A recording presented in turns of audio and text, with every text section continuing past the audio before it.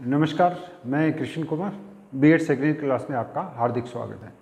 पिछली कक्षा में हमने ज्ञान का ये जो सिद्धांत थे, उस सिद्धांत का जो फर्स्ट सिद्धांत था बुद्धिवाद, उस पर चर्चा की थी। आज हम अनुभववाद पे चर्चा करते हैं, क्योंकि ज्ञान की जो सिद्धांत है वो तीन सिद्धांत है, बुद्धिवाद, अनुभववाद और समीक्षावाद। जो हमने पिछली कक्षा में आपको बताया था बुद्धिवाद के बारे में, आज हम चर्चा कर रहे हैं अनुभववाद।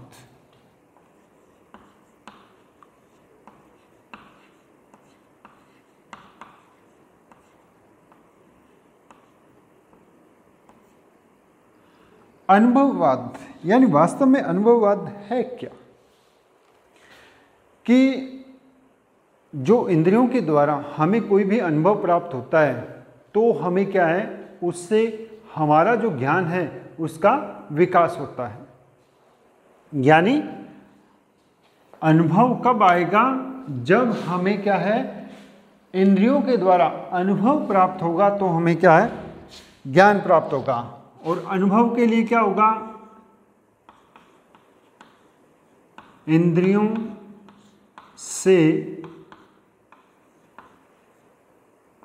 हमें, या कह सकते हैं ज्ञानेंद्रियां,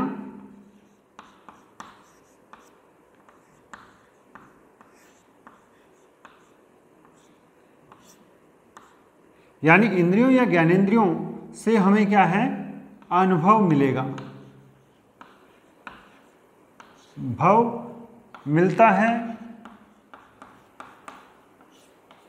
और अनुभव अगर हमें मिलेगा तो हमें क्या है, हमारा जो ज्ञान है यानी ज्ञान का विकास होगा। यानी ज्ञानेंद्रियां या इंद्रियों के द्वारा हमें क्या अनुभव मिलता है, और अनुभव मिलेगा तो हमारे जो ज्ञान है उसका विकास होगा। जब छोटा बालक है वो चलना स्टार्ट कर देता है या किसी चीज़ को पकड़ना स्टार्ट कर देता है, तो वो क्या है, चलते चलते क्या करेगा, उसके आगे जो वस्तु आएगी उसको पकड़ने की चेष्टा करता है। जैसे कि कोई भी गर्म गिलास है या आग है या माचिस ले लेते हैं, क्योंकि वो क्या करता है, अपने अनुभव के द्वारा, यानी वो देखता रहता है कि माचिस की तिल्ली जो बड़े लोग हैं या घर में जो सदस्य हैं जब चूल्हा जलाते हैं, गैस जलाते हैं, तो माचिस का प्रयोग करते हैं या कुछ और जलाने के लिए माचिस का प्रयोग करते हैं। तो वो क्या करता है, उस चीज़ का अनुभव करता है, ज्ञानेंद्रियों के द्वारा देखता है और अनुभव करता है कि ये चीज़ कैसे जल रही है। वो क्या करता है, अगर अकेला उसको छोड़ दिया जाए तो वो क्या करेगा, उस माचिस को उठाएगा और तिल्ली निकाल के वो उसको जलाने का प्रयास करेगा। अब जलाने का प्रयास करेगा तो वो क्या है, जला तो लेगा लेकिन उसके हाथ जल जाएंगे, यानी उसको गर्म अनुभव होगा।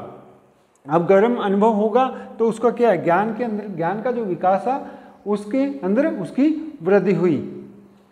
अब ये चीज़ है। अब ये अनुभववाद के अंदर हमारा एक महान वैज्ञानिक यानी जॉन लॉक। अब जॉन लॉक ने क्या कहा कि हमारी जो बुद्धि है या हमारी जो इंद्रियां हैं उनमें कुछ भी निहित नहीं होता, वो सारा का सारा अर्जित किया जाता है या अनुभव किया जाता है। इन्होंने क्या कहा कि हमारी बुद्धि या जो इंद्रियां हैं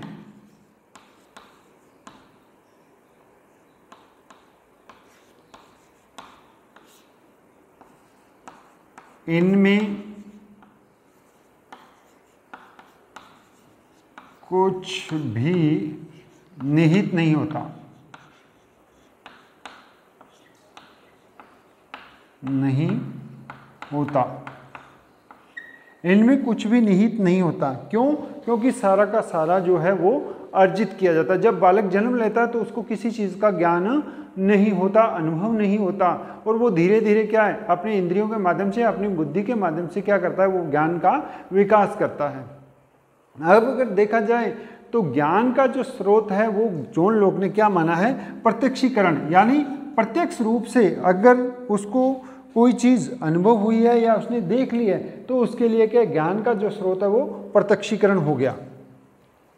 अब ले लिया जाए कि हमें क्या है, इंद्रियों या ज्ञानेंद्रियों के माध्यम से क्या हुआ, अनुभव प्राप्त हुआ, और अनुभव प्राप्त हुआ तो हमें हमारा जो ज्ञान है उसका विकास हुआ है। जोन लोग के अनुसार क्या है, हमारी बुद्धि या इंद्रियों के अंदर कुछ भी नहीं होता, सारा का सारा बाहर से यानी बाहरी जो वातावरण है उससे हमें अर्जित करना पड़ता है, तब हमारा जो अर्जित ज्ञान है वो प्रत्यक्षीकरण हो जाता है। यानी जोन लोग क्या कहता है कि ज्ञान जो है वो प्रत्यक्षीकरण है, ज्ञान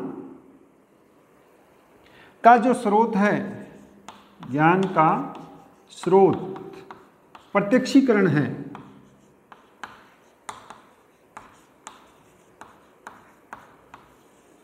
यानी सारा का सारा क्या है, प्रत्यक्ष रूप से अगर उसको क्या अनुभव प्राप्त हुआ है तो उसके ज्ञान के अंदर विकास होगा। अनुभववाद की हम अब क्या करते हैं, विशेषताएं देखते हैं कि अनुभववाद की विशेषताएं क्या हैं। अनुभववाद की विशेषता, अनुभववाद की विशेषता नंबर 1, दैनिक जीवन के अंदर किसी भी वस्तु से हमें ज्ञान प्राप्त होता है, वही ज्ञान क्या है, वास्तविक ज्ञान है। नंबर 1 यानी अनुभव से हमें क्या है, अनुभव से वास्तविक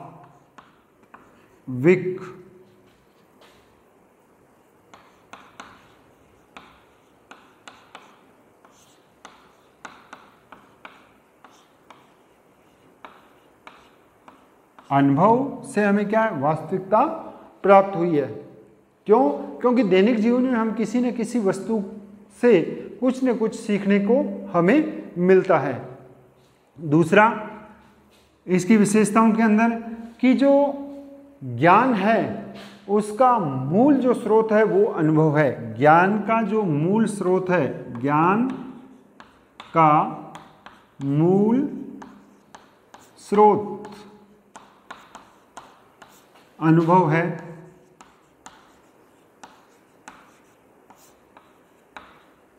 यानी बिना अनुभव के हमें ज्ञान प्राप्त हो ही नहीं सकता।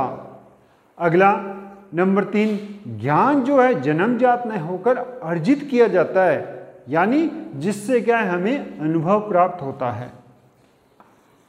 यानी ज्ञान जन्मजात न होकर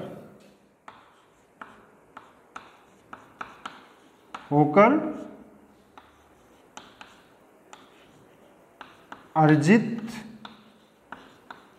किया जाता है। अब अर्जित किया जाएगा, अर्जित किया जाता है। अब अर्जित किया जाएगा तो निश्चित है उसको अनुभव प्राप्त होगा। तीसरा है, ये हो गया। चौथा क्या है कि जो 4 नंबर है वो क्या है कि जो ज्ञान है वो निष्क्रिय रूप से संवेदनाओं से ही ग्रहण होता है। यानी ज्ञान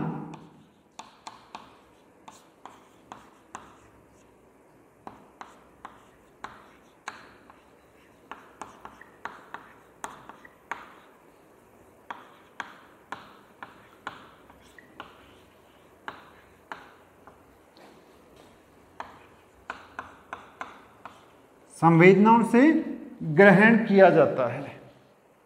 और नंबर 5, आगमन से अनुभव प्राप्त होता है।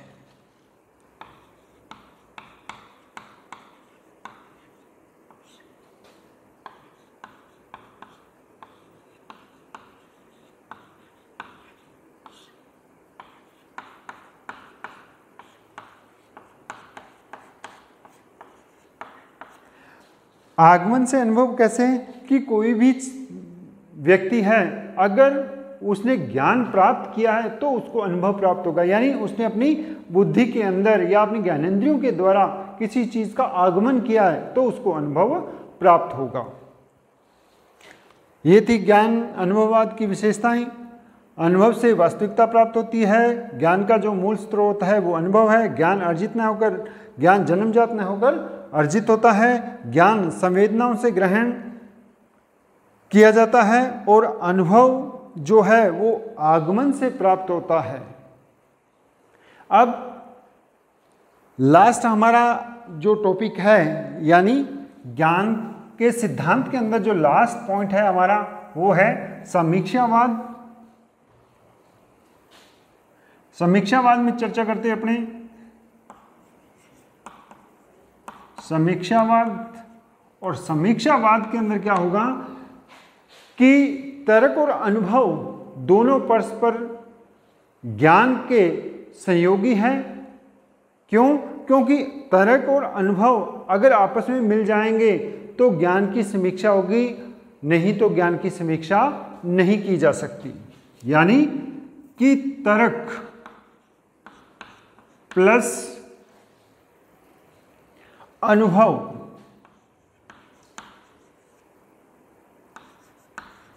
ये दोनों अगर मिलेंगे तो हमें क्या है, ज्ञान की समीक्षा होगी।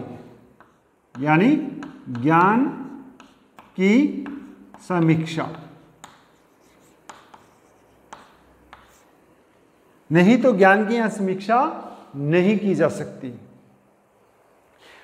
अब यहाँ क्या है, महान वैज्ञानिक उन्होंने समीक्षावाद जो सिद्धांत है यानी ज्ञान का जो सिद्धांत है समीक्षावाद, उस पे हमारे जो महान वैज्ञानिक है कौन, उन्होंने एक बात कही है कि ज्ञान की संभावनाएं बाहरी पक्ष से ही हमें प्राप्त हो सकती है, आंतरिक पक्ष से हमें ज्ञान की संभावनाएं नहीं मिल सकती। यानी ज्ञान की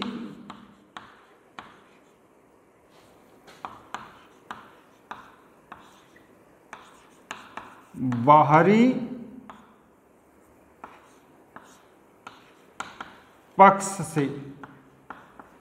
अब बाहरी पक्ष से कैसे कि हमने क्या है, किसी चीज़ को अनुभव प्राप्त किया है और अनुभव प्राप्त होने के बाद हमने उस पर तर्क किया है, तो तर्क करने दोनों को मिलाएंगे तो ज्ञान की समीक्षा होगी। और ज्ञान जब भी संभव है कि जब बाहरी कोई किसी चीज़ के संपर्क में या सहयोग के अंदर अगर आएंगे तो हमें क्या है, ज्ञान का अनुभव होगा या ज्ञान के ऊपर हम तर्क करेंगे। इनके अनुसार, काउंट के अनुसार, ज्ञान के जो बाहरी पक्ष हैं वो 12 पक्ष दिए हैं। काउंट के अनुसार बाहरी पक्ष, और बाहरी पक्ष कौन से हैं? नंबर 1 अगर देखा जाए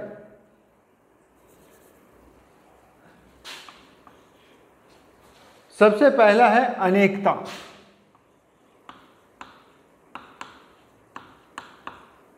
अनेकता। दूसरा एकता। तीसरा है समग्रता।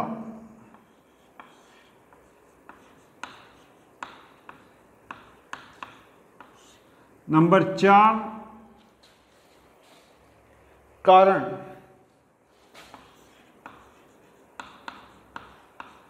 नंबर 5 अभाव। नंबर 6 यानी काउंट के अनुसार ज्ञान के जो बाहरी पक्ष हैं यानी जिनसे ज्ञान हमें क्या है अर्जित होगा या अनुभव प्राप्त होगा, हम इन पे तर्क कर सकते हैं। नंबर 6 है समीपता।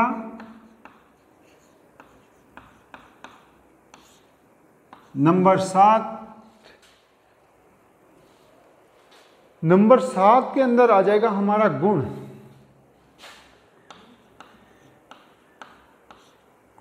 नंबर 8 संभावना।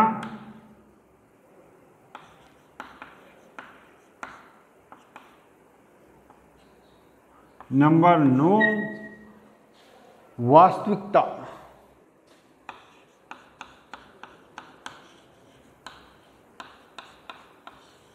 और नंबर 10 अनिवार्यता।